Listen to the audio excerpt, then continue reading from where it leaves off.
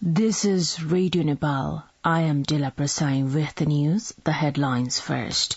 Newly elected President Ramchandra Paudel to take oath of office and secrecy today. President Bidya Devi Bhandari makes farewell visit with the top leaders of major political parties. Remittance inflow increases by 27.1% in 7 months of current fiscal year.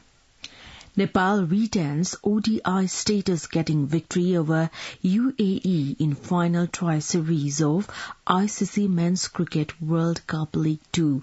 And at least 8 people die after 2 boats capsized off the California coast in the U.S.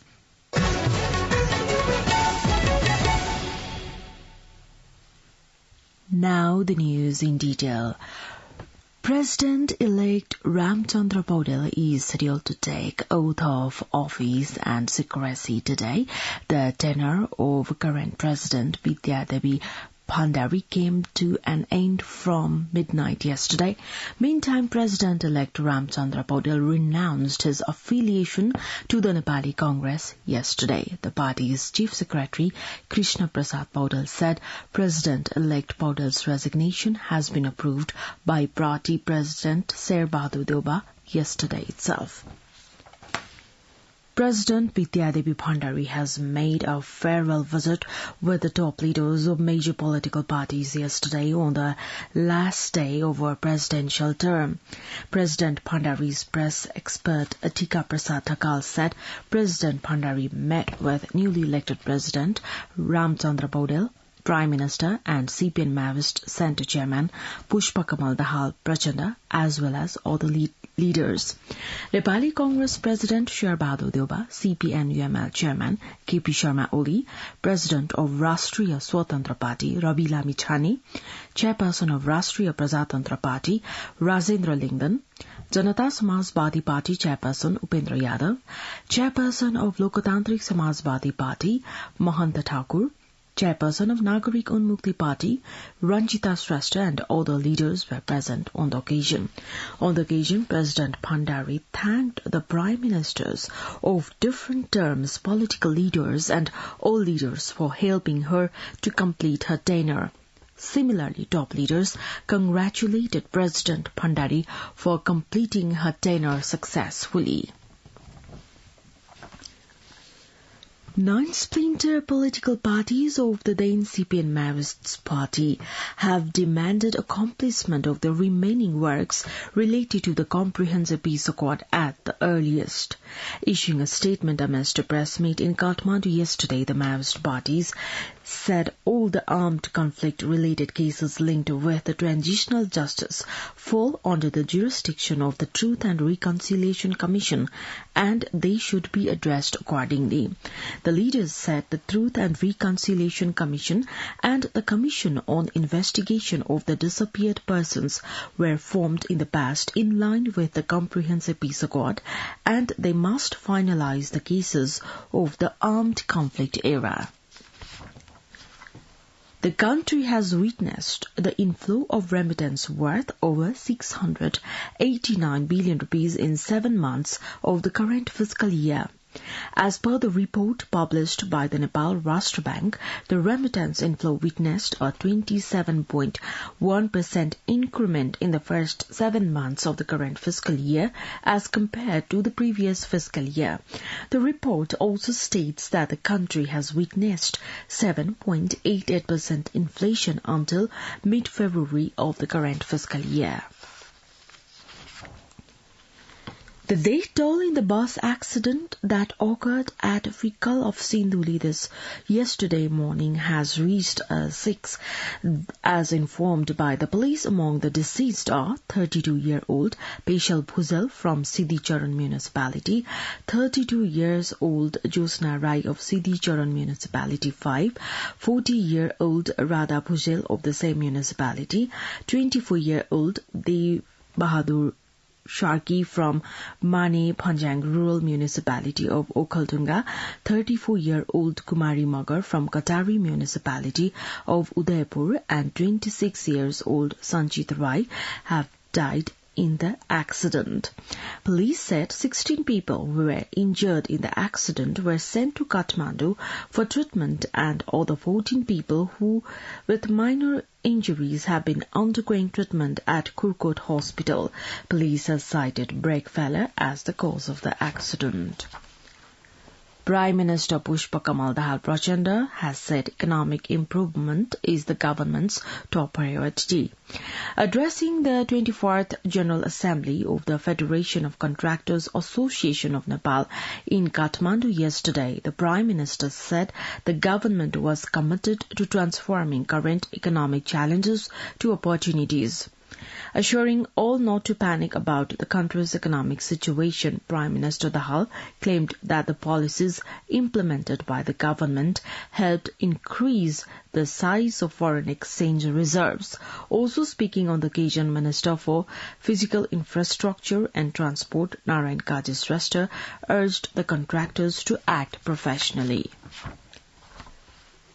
Nepal has retained its ODI status for another 4 years by defeating the UAE by 177 runs in the match played at Tribhuvan University Cricket Ground yesterday. According to the provision, the International Cricket Council provides the ODI status to a team remaining within the top 5 places under the League 2. With this win, Nepal has climbed to the 4th position ahead of other 3 participating countries. Nepal, the UAE and Papua New Guinea are playing the last try series matches of the ICC Men's Cricket World Cup League 2 in Nepal. If Nepal wins the remaining 2 matches it has to play in the series, it will get direct entry to the World Cup qualifier to be played in Zimbabwe later in June and July this year. In yesterday's match, Nepal elected to bat first after winning the toss and made 248 runs in 49.2 overs, losing all wickets.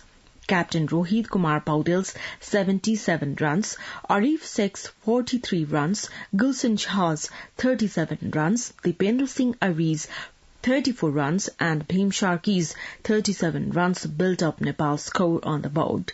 Chasing the 249-run target, the UAE was dismissed for 71 runs in 22.5 overs at the loss of all wickets. For Nepal, Lalit Narayan Rajbangshi contributed significantly to make the team victorious as he bagged 5 wickets. Similarly, Sandeep Lamithani took 2 wickets and Sompal Kami, Dipendra Singh Airi and Gulshan Shah claimed 1 wicket each. You're listening to Radio Nepal 8 AM English News Bulletin. We continue with the international updates now. At least 8 people have died after 2 boats capsized off the California coast, emergency services said. A search began after the boats got in trouble off Black Beach, San Diego. Officials said they did not know the nationalities of the victims, but they were all adults. Emergency responders from several agencies found 2 overturned boats with bodies spread over an area 400 yards, and a search operation continued into Sunday morning. It was unclear what caused the incident, but Gotland described the area as hazardous due to sandbars and inshore rip currents. The U.S. government has said that people and businesses who have money deposited with failed U.S. bank Silicon Valley will be able to access their cash from Monday. According to BBC's statement from the U.S. Treasury, the Federal Reserve and Federal Deposit Insurance Corporation FDIC said depositors would be fully protected. The taxpayer will not bear any losses from the move, the statement said. SVB was shut down by regulators who seized its assets on Friday. It was the largest failure of a U.S. bank since the financial crisis in 2008. Ukraine and Russia have reported inflicting heavy losses as the battle for Bakhmut rages on.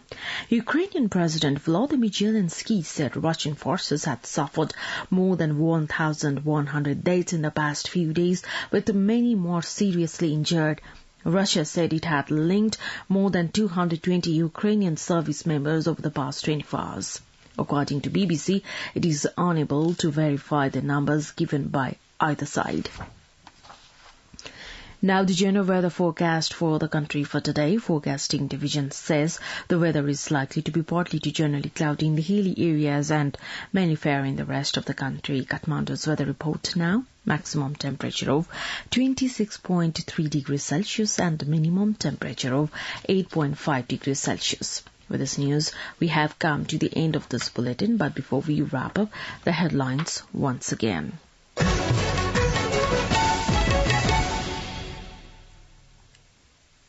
Newly elected President Ramchandra Pal to take oath of office and secrecy today. President Vidyadevi Bhandari makes farewell visit with the top leaders of major political parties. Remittance inflow increases by 27.1% in 7 months of current fiscal year. Nepal retains ODI status, getting victory over UAE in final choice series of ICC Men's Cricket World Cup League 2.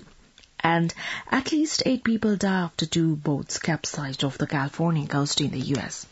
Well, that's all that we have for this edition. Our next English news edition is at 2 in the afternoon. You can also listen to us online at our website www.radionepal.gov.np for more news and online programs. Stay tuned, stay safe, and have a good day.